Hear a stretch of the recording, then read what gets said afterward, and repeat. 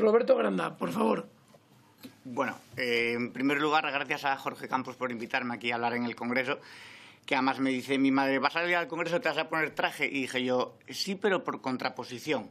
Es decir, estamos acostumbrados a ver a Pablo Iglesias, que parece que viene del Chigre, de Escanciar Sidra, a los de la CUP en camiseta, a Esquerra Republicana. Y dije, bueno, pues al menos para... pero otra cosa, ¿no? Y que sea distinto.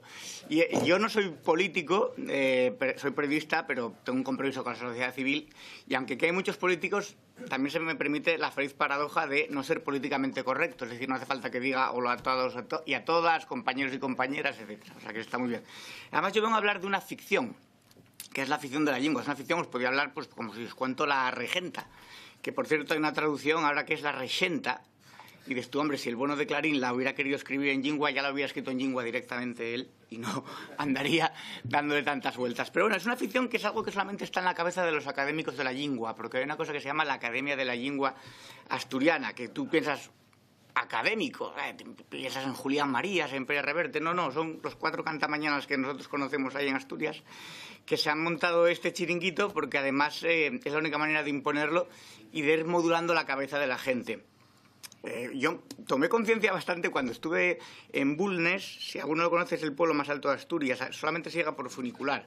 Es decir, antes de la creación del funicular, cuando caía la nieve, esa gente quedaba atrapada ahí, no tenían... Y en Bulnes, aparte de ser muy turístico, ahí viven 4. Pero no, o sea, no es una forma de hablar, viven 4. No, si alguno ha fallecido ahora, pues ahora serán 3, no sé. Y hablé con un señor allí, con un paisano como nosotros, oye, esto del bable, esto de la lingua... Y aquel señor no tenía ni idea, dice, no, nosotros nunca hemos hablado de eso. Y había bajado pocas veces de allí. Es decir, porque las lenguas están hechas para ser compartidas. Si no puedes compartirlas con nadie, se convierten simplemente en una ficción, en una imposición, que es lo que quieren hacer, imponerlo, porque es la única manera de forzarlo. Que en Asturias no hay ningún problema lingüístico, que no existe eso de la lengua, es algo empírico, porque es tan fácil como ir cualquiera. En Asturias recibimos a muchísimos visitantes, sobre todo en verano, y dar una vuelta por los pueblos y hablar con la gente de ahí. Y te llaman, hablan un español con modismos, utilizan una serie de palabras, cambian si estás en el oriente o en el occidente, porque aunque somos una comunidad pequeña, pues decimos oriente y occidente como si eso fuera, no sé, China. Entonces, también pasaba con el pueblo de mi abuela, el Ferrero, que de repente lo han cambiado, empezaron a decir el Firriru, pero por imposición, y les cambiaron hasta los carteles.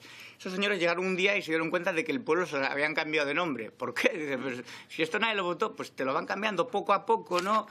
Cuando sacas el billete del Alsa, que yo voy bastante a Asturias, voy en autobús, ya te pone Oviedo/Uvieu. ¿Y esto quién lo ha decidido? Pues lo habrá decidido Barbón, que es el presidente ahí del Principado de Asturias, no lo sé. O el alcalde de Oviedo. Sí, o el alcalde de Oviedo, Cantelli, pero que te están poniendo ya algo que nunca se ha hablado, y dices tú, bueno, y esto, pero es curioso, porque yo tenía un amigo así un poco podemita, porque hay que tener de todo en este mundo, que decía, no, yo quiero que a mis hijos les obliguen a hablar bable. Y lo que él estaba diciendo era, yo quiero que a mis hijos les obliguen y a los hijos de los demás también.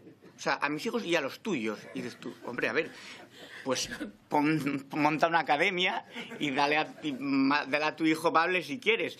Y una conferencia contra la confidencialidad que dimos, bueno, había unos contra y otros a favor, que dimos en Avilés, era muy gracioso porque yo argumenté que era un modus vivendi, que la gente quería vivir de esto del bable, que había una bolsa de dinero ahí.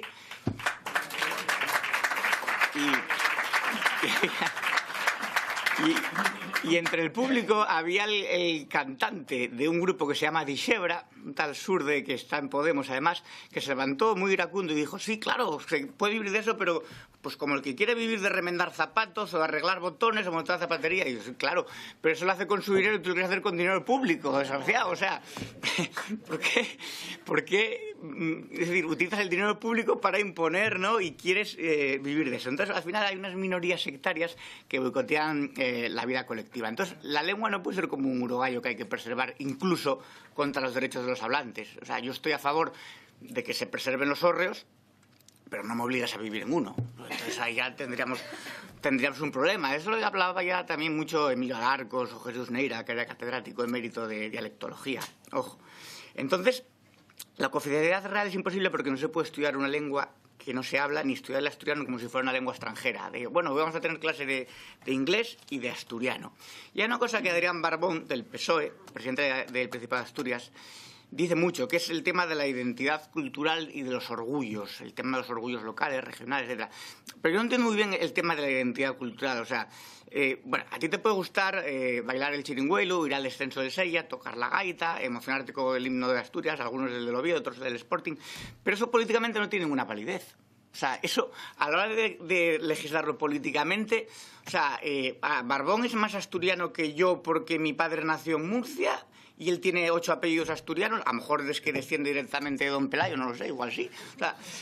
O sea quiero decir, ojo con el tema de las identidades culturales, porque es la puerta a ciertos nacionalismos identitarios que en Asturias nunca hemos tenido. Siempre, además, nos hemos enorgullecido de ser la cuna de España, eso que siempre se decía de Asturias es España, lo demás tierra conquistada, etcétera. Pues ahora nos quieren meter en un conflicto completamente artificial. Entonces nosotros desde la plataforma contra Cooficial nos oponemos a eso, no a los bables, no a la forma de hablar, no a que se utilicen determinadas palabras, sino a la lingua como engendro, como invento, como modus vivendi, sobre todo porque no es un problema cultural, es un problema político, es un problema de ideología, es un problema de ingeniería social. Muchas gracias.